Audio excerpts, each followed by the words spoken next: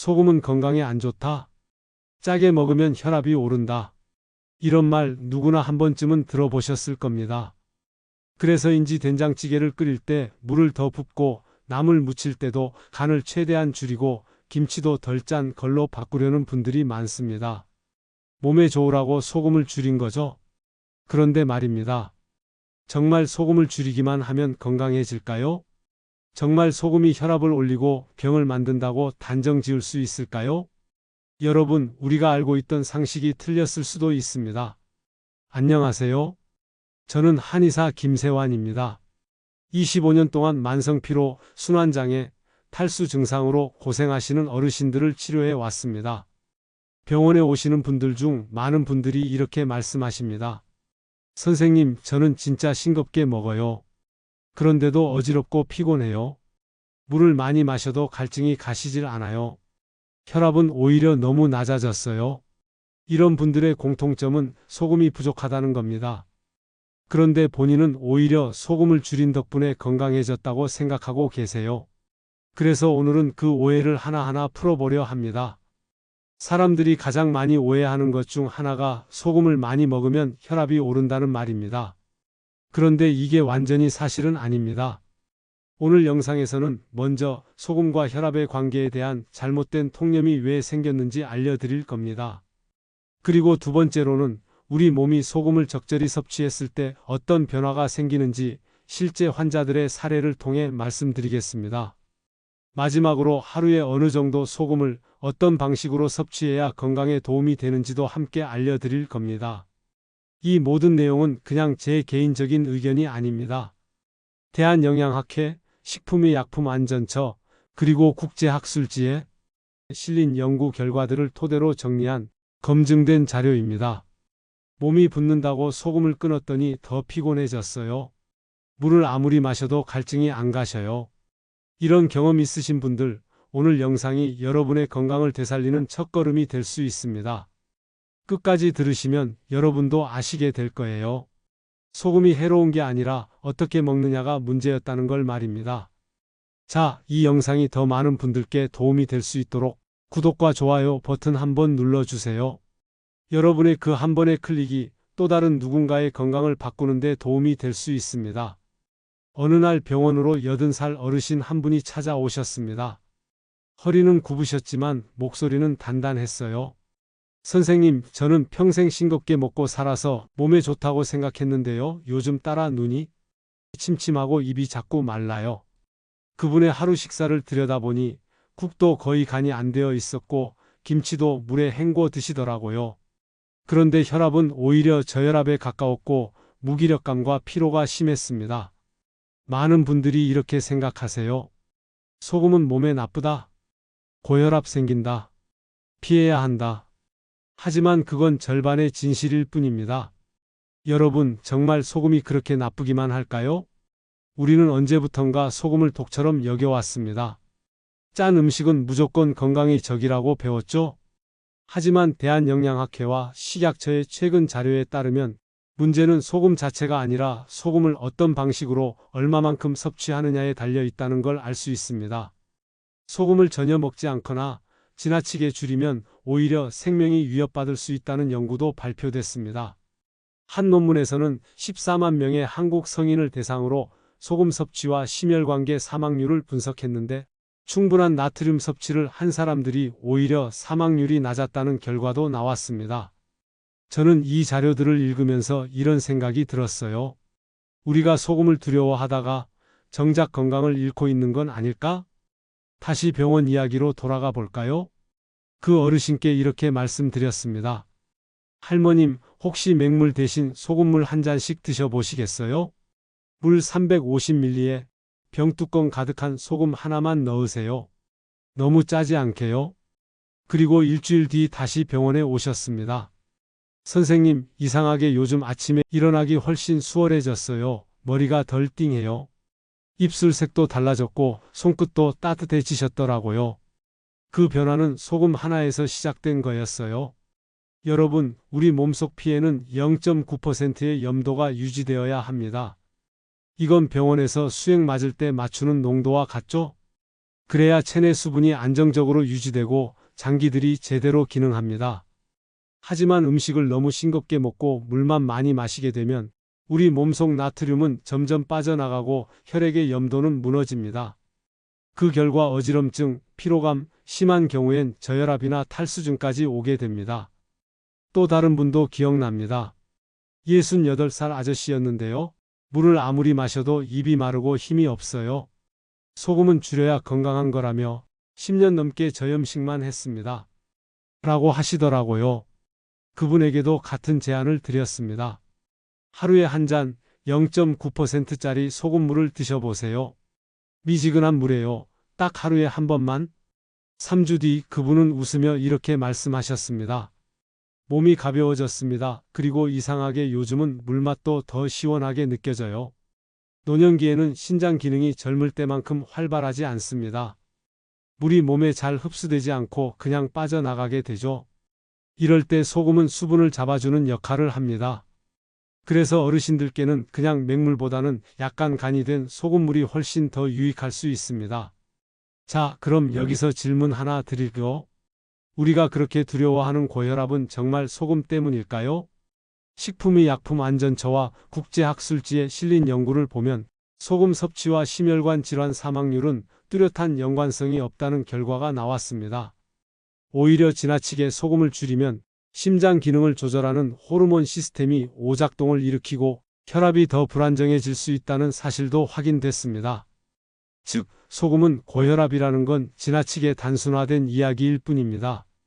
실제로는 소금의 질, 섭취 방법, 개인의 건강 상태에 따라 효과는 크게 달라질 수 있어요.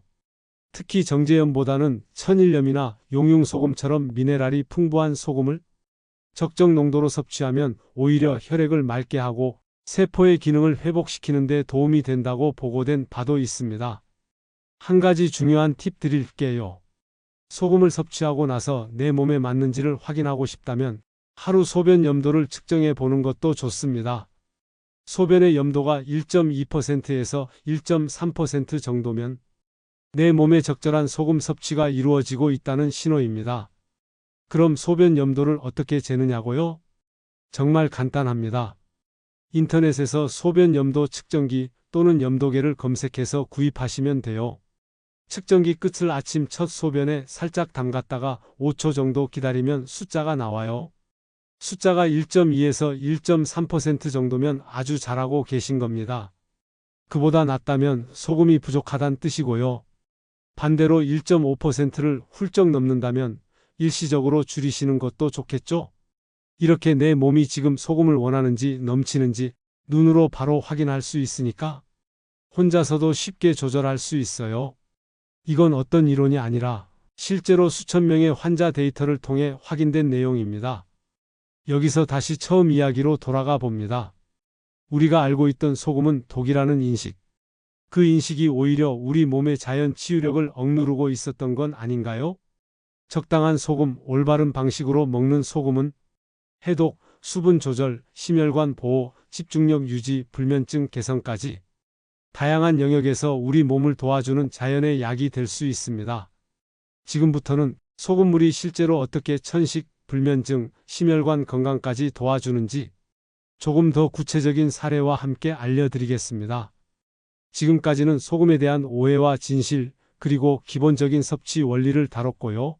이제 몸에 구체적으로 어떤 변화가 생기는지 본격적으로 말씀드릴 차례입니다. 소금을 먹는다는 건 단순히 짠맛을 입에 넣는 일이 아닙니다. 그건 마른 땅에 물을 대듯 몸 안의 균형을 다시 맞춰주는 일이에요. 그런데 많은 분들이 염분 섭취는 나쁘다는 고정관념 때문에 이 중요한 역할을 하는 소금을 스스로 멀리하고 계십니다. 73인 한 할머니가 계셨어요. 늘 싱겁게 드셨고 물은 하루에 2리터씩 마셨다고 하셨어요. 그런데도 늘 어지럽고 피곤하고 손발이 저리셨대요. 검사에도 특별한 병은 없는데 몸은 자꾸 무겁고 피곤하셨죠? 제가 소금물 이야기를 꺼냈을 때 그분은 이렇게 말하셨어요. 소금요? 그거 먹으면 혈압 오르잖아요. 하지만 실제로 소변 염도를 측정해 보니 정상보다 훨씬 낮았습니다. 몸속 소금이 부족했던 거예요. 그 후로 하루 한 컵에 0.9% 소금물을 마시게 했습니다. 보름쯤 지나자 할머니께서 이런 말씀을 하셨어요. 아침에 일어날 때 훨씬 수월하고 밤에 덜 뒤척여요. 가슴 답답한 것도 좀 가셨고요. 소금 하나가 몸 전체의 조율을 바꾼 겁니다. 사람들은 종종 이렇게 묻습니다. 소금을 많이 먹으면 고혈압 걸리는 거 아닌가요? 대한영양학회와 식약처 자료에 따르면 과도한 염분이 문제가 되는 것이지 적절한 염도 유지는 오히려 건강에 필수적입니다. 세계적인 영양학 저널에 실린 14만 3천여 명의 우리나라 성인을 대상으로 한 연구에서도 나트륨 섭취량과 심혈관계 질환 사망률은 유의미한 상관이 없었다고 밝혀졌습니다. 즉, 소금은 병이라는 건 절반의 진실일 뿐이에요. 이런 말씀도 들은 적이 있습니다. 저는 물을 열심히 마시니까 괜찮은 줄 알았어요. 하지만 물만 마시고 소금은 섭취하지 않으면 몸은 수분을 유지할 수 없고 오히려 더 마르게 됩니다. 몸은 혈액의 염도를 0.9%로 유지해야만 합니다. 이 수치를 맞추기 위해 신장은 끊임없이 물과 나트륨을 조율합니다. 그런데 소금이 부족하면 조율이 안 되니 물이 들어와도 금방 빠져나가 버리고 탈수 증상이 생깁니다. 이런 분이 또 있었어요. 56살 남성 환자. 하루 5잔 이상 물을 마셨지만 늘 입이 마르고 소변은 맑기만 했습니다. 염도계를 써보니 소변 염도가 0.5%, 정상보다 훨씬 낮은 수치였어요. 그분도 소금이 두렵다고 하셨죠? 아버지가 고혈압으로 쓰러지셔서요. 그래서 싱겁게 먹으라고 하셨거든요. 하지만 몸의 탈수와 피로가 심해져 결국 병원을 찾으신 겁니다. 저는 아주 적은 양부터 시작했습니다. 소금 3g을 300ml 물에 타서 하루 한 컵, 딱 0.9% 생리식 염수와 같은 농도였죠. 한 달 뒤 그분은 이런 말씀을 하셨어요.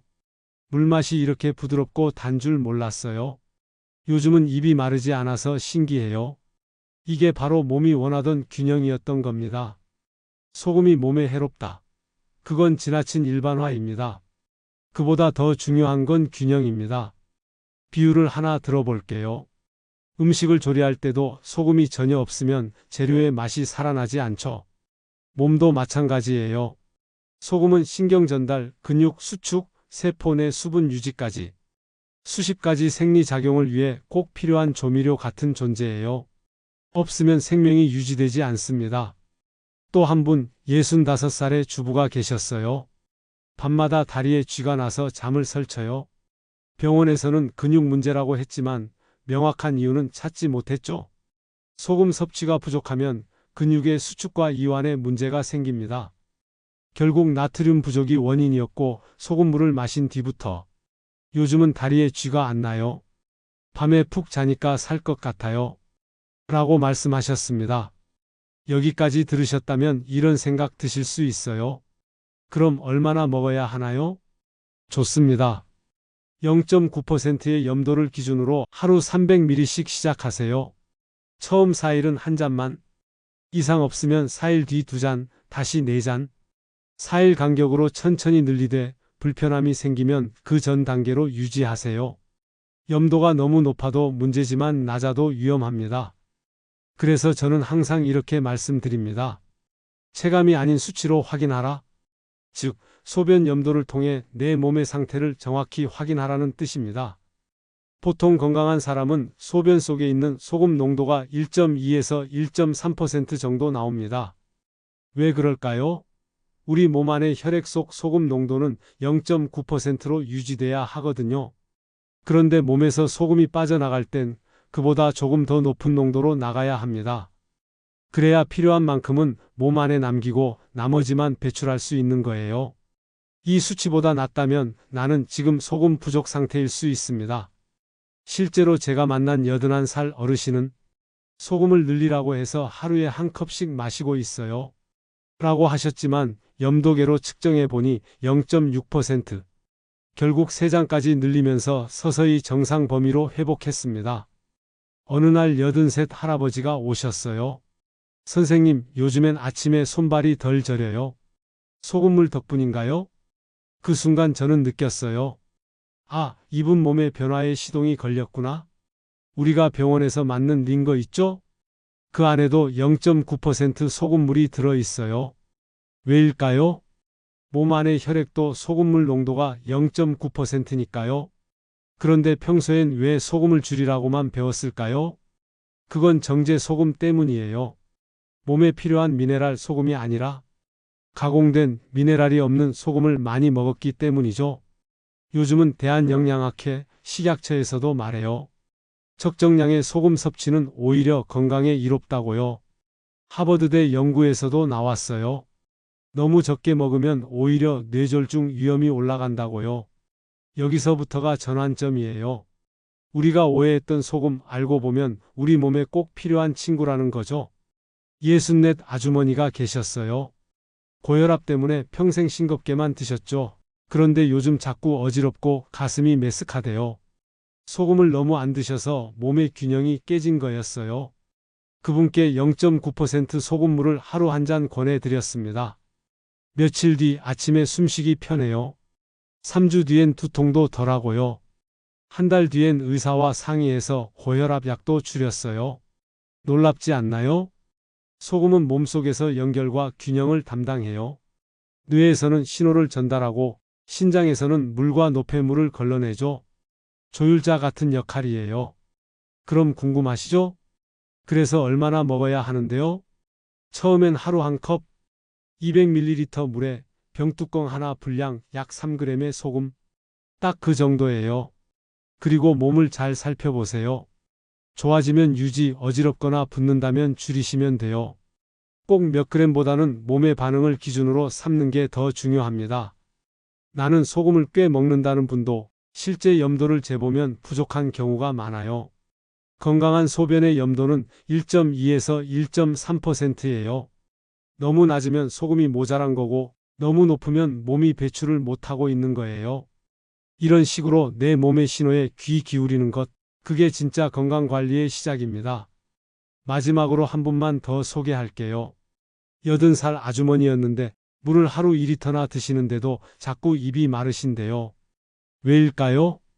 물만 먹고 소금이 없으니 그 물이 다 빠져나가고 남는 게 없었던 거예요. 그분께 소금물을 한두 모금씩 수시로 드시게 했어요. 그랬더니 입도 안 마르고 밤에 화장실도 덜 가요. 이게 바로 조용한 기적입니다. 자, 이제 여기까지 오셨으면 소금에 대한 생각이 조금은 달라지셨을 거예요. 소금은 우리 몸의 작은 리더입니다. 과하지 않게, 그렇다고 너무 줄이지도 말고 내 몸이 좋아하는 만큼 딱 그만큼만 드셔보세요. 여러분, 오늘 영상 보시면서 혹시 생각보다 소금이 중요한 거였구나 하고 느끼셨나요? 처음엔 소금 많이 먹으면 혈압 오르지라고 생각하셨죠? 그런데 지금은 좀 다르게 느껴지시죠? 하나하나 다시 정리해 드릴게요. 소금에 대한 진실 결코 어렵지 않습니다. 첫째, 소금은 무조건 줄여야 하는 나쁜 게 아닙니다. 우리 몸엔 적정한 염분이 반드시 필요합니다. 둘째, 정제소금이 아닌 미네랄이 풍부한 천연소금, 예를 들어 용융소금이나 미강유 기반 소금이 좋습니다. 여기서 잠깐, 용융소금이나 미강유 기반 소금이란 말 생소하시죠? 쉽게 말씀드릴게요. 보통 우리가 마트에서 사는 하얀 소금, 그건 정제소금입니다. 맛은 짜지만 미네랄이 거의 없고 바닷물을 고온으로 정제하면서 생긴 화학적으로 처리된 소금이에요. 몸속에서는 균형을 망가뜨릴 수 있는 소금입니다. 그럼 어떤 소금이 좋을까요? 요즘은 인터넷에서도 용융소금이나 천연 미네랄 소금을 쉽게 찾으실 수 있습니다. 용융소금, 쌀겨소금 이렇게 검색해 보세요. 다만 너무 저렴한 제품보다는 제조 공정이 명확하게 표시된 믿을 수 있는 브랜드를 선택하시는 게 좋습니다. 첫째, 천일염이 있습니다. 이건 자연 그대로 바닷물을 햇볕에 말려 만든 소금이에요. 미네랄이 풍부하지만 문제는 요즘 바다가 예전만큼 깨끗하지 않다는 거예요. 그래서 중금속 오염이나 미세 플라스틱이 걱정되는 분들도 많습니다. 둘째, 죽염이 있어요. 천일염을 대나무통에 넣고 9번 굽는 전통 방식입니다. 불순물도 줄고 미네랄은 더 풍부해지지만 고온이 충분히 올라가지 않으면 오염 물질이 남을 수 있다는 단점이 있어요.